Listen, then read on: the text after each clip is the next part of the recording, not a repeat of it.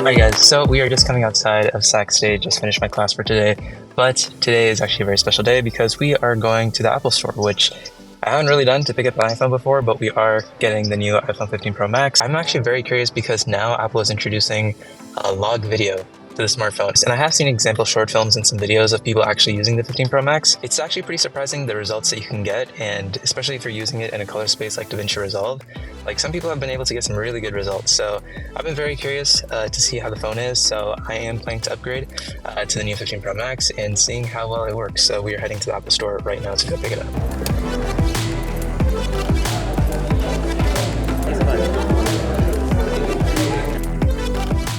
Alright, so we are back from the Apple Store, and the phone that we picked up is indeed the iPhone 15 Pro Max in the blue titanium colorway, and it is the 512 gig version. I currently do have the iPhone 13 Pro Max, which is also 512 gig, but I will say when it comes to the 15 Pro Max, some of the reasons why I'm upgrading from the 13 Pro Max to the 15 Pro is one, for the cameras, especially having that log video. Very curious to see how it is, and I feel like it's going to be a much better use case than necessarily using like a GoPro going certain places, so I think it's going to be much easier in that scenario. And of course, having USB-C is a huge thing for me, and I've been wanting iPhones to have USB-C for such a long time. It's always been a struggle, especially since literally my only device that is non-USB-C is the 13 Pro Max, so going from the 13 Pro Max to the 15 Pro Max, it's going to be so much better. But enough talking about this phone, let us get into the unboxing.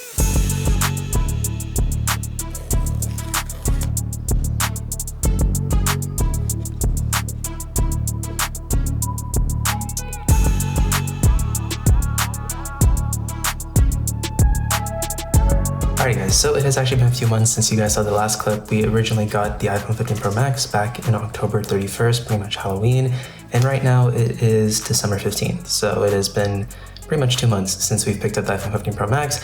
There's been a lot that has happened since then. So I just finished my first semester of senior year, so I have one more semester left, which I'm very, very excited for. I've been wanting to finish up this video and make this video out for you guys publicly so that way we can get it out, but obviously there's just been a lot that's been happening with my finals, midterms. You guys know, college stuff. It's tough. And also, I did get a little bit of a bruise. I kind of just got dehydrated and tripped and fell, so kind of sucks, but hopefully it'll get healed soon. So just don't mind this for the time being.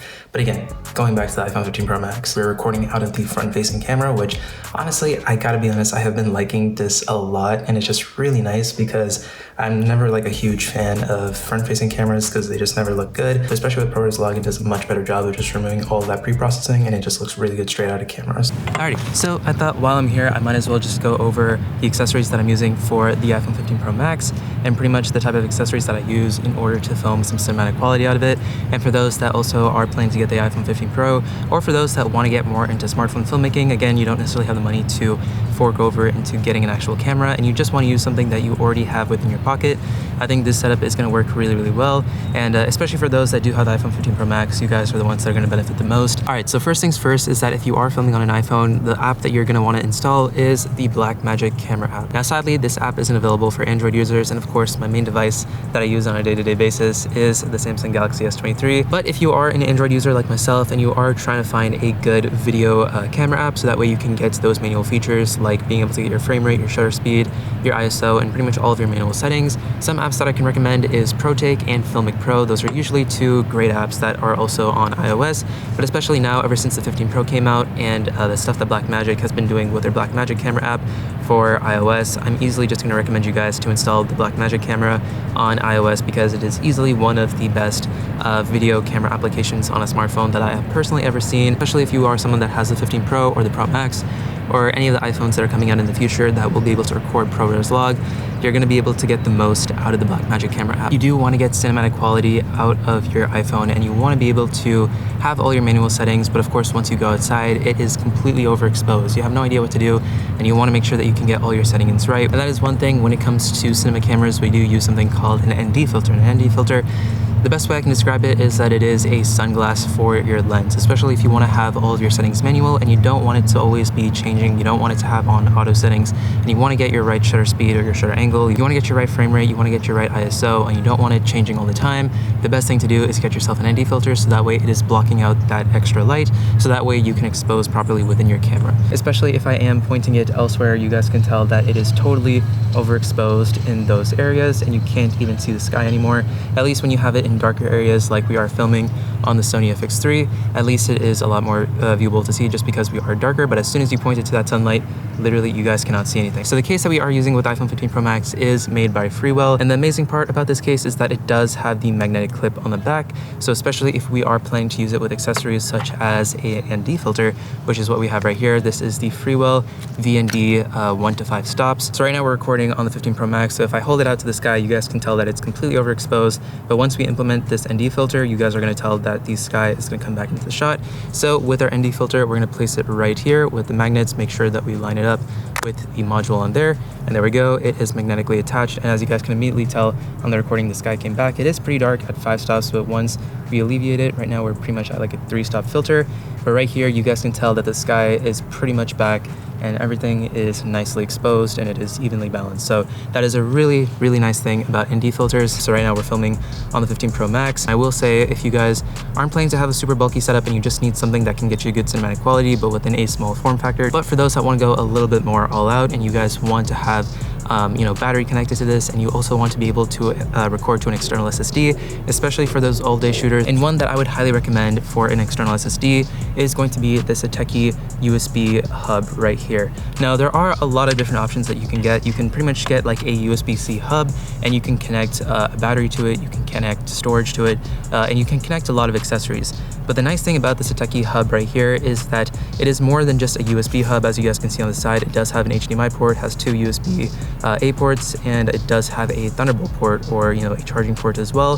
So of course that is really nice, but the beautiful part is that the reason why this USB hub is this big is because inside of it we actually have a SATA drive. We have a SATA SSD built in with 2 terabytes, and you can pretty much just remove this cover and you guys can see that I already have a SATA SSD drive right in there.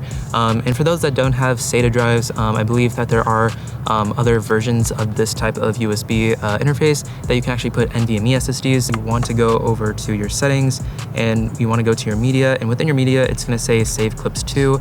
Already right off the bat it's going to go directly to in-app only, which means it's going to directly store on your storage, on your main storage on your iPhone. So you want to click on that and you want to click on files, and as soon as you click on files you want to go all the way to your main tab, and when you scroll to locations of where you can store it, click on your SSD where it's located and then just click open.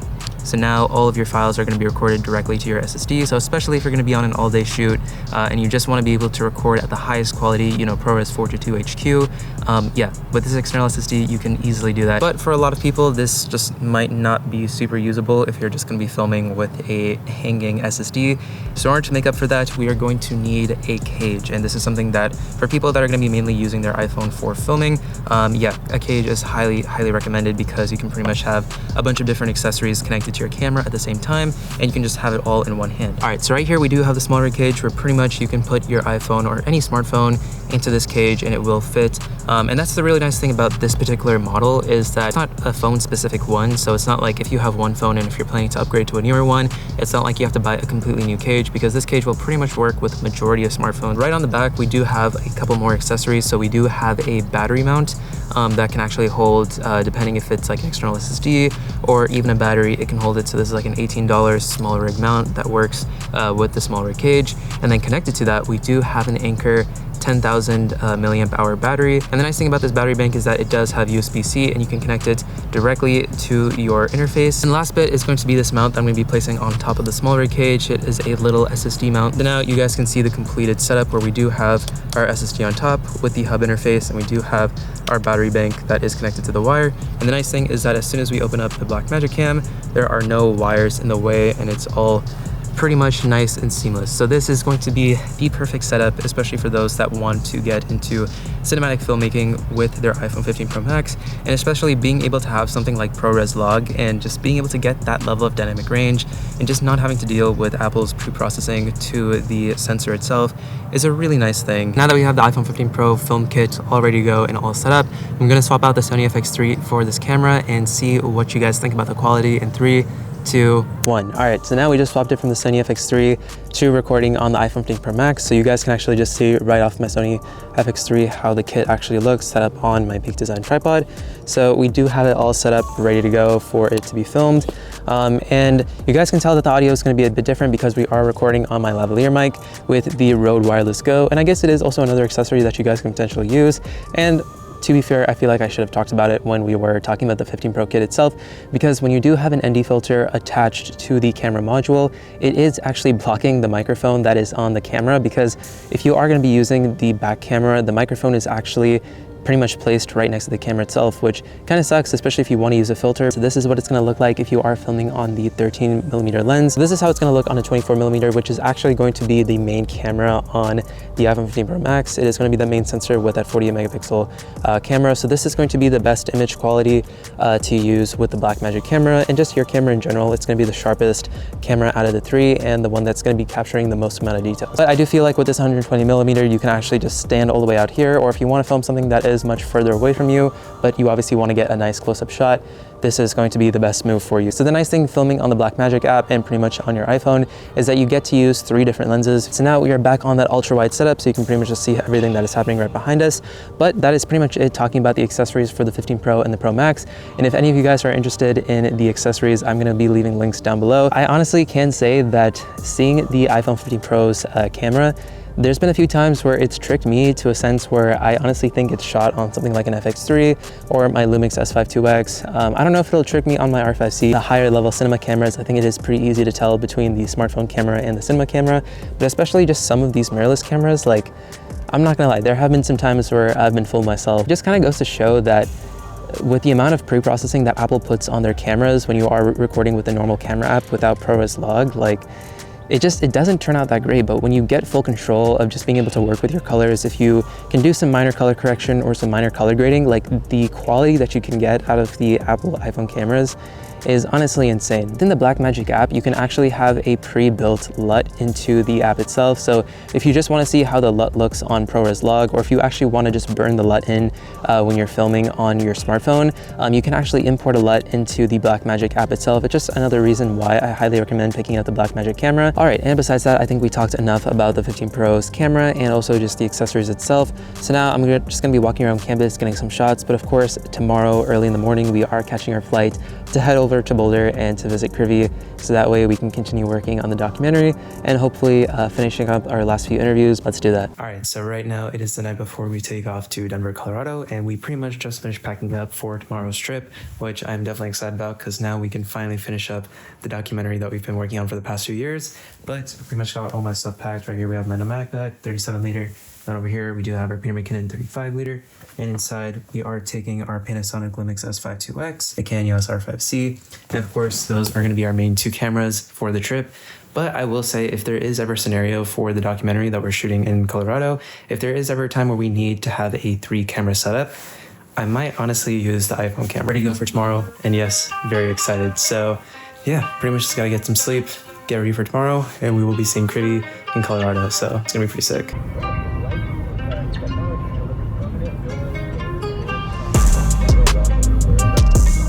Guys, so we just made it to Denver, Colorado. We do have the ND filter on, that's why I'm talking into the Rode mic, because the filter does block the microphone on the camera. So pretty much right now we just made it to arrival, and look at Kirby. There he is. Hi everyone, so we finally made it to Denver, Colorado. We are here in Kirby's apartment. I gotta say, this place looks really nice. We even have like a little cool light and plant back there. But I thought since today I'm just here in the apartment myself and just waiting for those guys to finish up their finals, I thought we can continue the iPhone 15 Pro review, one event that Apple recently shot, which was the October event, where they did actually use the iPhone 15 Pro when it came to revealing the M3 MacBook. So it was really cool to see at the end of the video that everything was shot on iPhone. Now, of course, you're gonna need a ton of accessories to make that level type of shoot super high quality and super high production. Being able to see that behind the scenes was really cool, because it goes to show people that, like, in terms of getting a camera, it's not like you need to have the best and the most expensive camera. Like, obviously it comes down to making sure that if you're gonna be filming stuff on that level of production, you obviously wanna make sure that you have people, and obviously your lighting is important, your stabilization is important, because at the end of the day, it's just gonna be a tool that can help you get, whether it's better dynamic range, better resolution, more frame rates. Those are like the main things that a better camera is going to do for you. But besides that, it's really going to come down to creativity and storytelling that is going to captivate your audience. If you are someone who is picking up the 15 Pro or the 15 Pro Max, it is a really impressive time to pretty much just pick up this phone, because the fact that it is giving you that log capability and just being able to showcase what that sensor can actually accomplish. But for those that only have enough budget just to get a smartphone and you're relying on that camera to film your content creation needs, or if you're planning to go into short films and short documentaries, again, using something like the iPhone 15 Pro or the Pro Max cameras is really cool. And especially, it's a really nice touch that they added in that ProRes Log, because you are getting a great codec to work with, and just having that log does a really nice job. That's going to do it for us on the iPhone 15 Pro Max camera review. Do you guys think it is going to be a game changer for smartphone filmmakers? Let me know down in the comments below. But anyways, I just wanted to wrap up this video right here, pretty much in front of the California State University, pretty much banner and logo right outside the campus, because obviously, as I mentioned earlier, we are going to be graduating next semester in spring 2024, which has honestly been an insane time. It's been crazy to think about. And also, I guess just kind of ending off this video, it has technically been like 10 years since I started my YouTube channel. I remember in 2013 when I was in 6th grade, filming my very first video on my Acer Aspire laptop, to right now in 2023, being able to get some short films in, working on my very first documentary, being in college, and just overall being able to learn and grow my opportunities, my networks, and just my overall reputation as both a student and a filmmaker is just something that honestly I never saw myself back in 6th grade being to where I am at now, but I'm honestly genuinely happy and proud to be where I'm at, and honestly just being able to accomplish the things that I've done, and hopefully many more to come in the upcoming years. And especially in 2024, I really want to make 2024 my year and just make it the best year possible. Last video of 2023, thank you guys so much for staying tuned and watching this video, watching my videos, and just being a part of my channel, being a part of my journey.